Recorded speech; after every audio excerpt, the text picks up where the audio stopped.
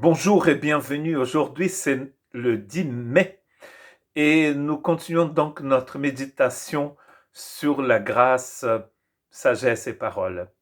Et je médite toujours dans Proverbes chapitre 10, verset 11. La bouche du juste est une source de vie.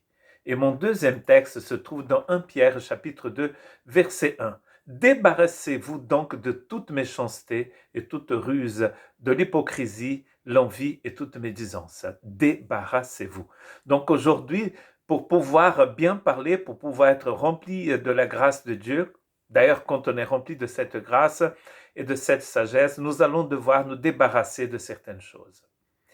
Et bien sûr, là, nous allons nous débarrasser de toute méchanceté et toute ruse, de l'hypocrisie et l'envie et toute médisance.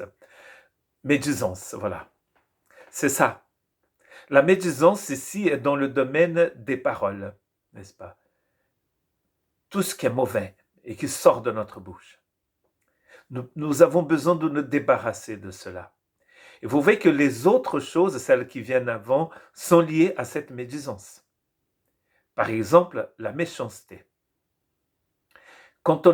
Si on n'est pas méchant, on ne sera pas médisant, n'est-ce pas? Soyez bons, nous disent les Écritures, les uns envers les autres.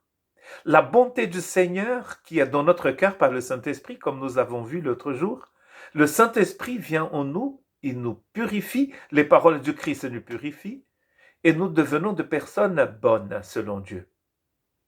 Quand nous sommes bons, nous n'allons pas être médisants.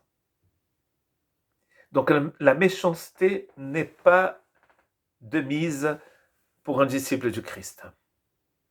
Nous ne pouvons pas être disciples du Christ et être méchants. Ça ne va pas. Les deux ne vont pas ensemble. Si nous voulons être des vrais disciples du Christ, nous devons laisser le Saint-Esprit enlever toute méchanceté de notre cœur. Vous êtes mes témoins, disent les Écritures. Mais quel type de témoin je veux être si je suis une personne méchante? Est-ce que Christ est méchant? Non. Est-ce que le Saint-Esprit est méchant? Non. Est-ce que le Père d'amour est méchant? Non. Donc nous non plus, nous ne pouvons pas être méchants, car nous sommes remplis du Saint-Esprit. Toute ruse, la façon de faire. Au Brésil, nous avons cette expression, la façon de faire brésilienne. Et c'est souvent négatif quand on dit ça. C'est-à-dire que nous allons tout faire pour arriver à avoir ce que nous voudrions avoir. Et nous allons utiliser tous les moyens, parce que tous les moyens sont bons pour arriver là où nous voulons arriver. Et vous savez quoi? Nous sommes déjà arrivés dans le royaume de Dieu parce que Dieu lui-même nous y a mis en Christ Jésus. Nous n'avons pas besoin d'utiliser de ruse pour quoi que ce soit.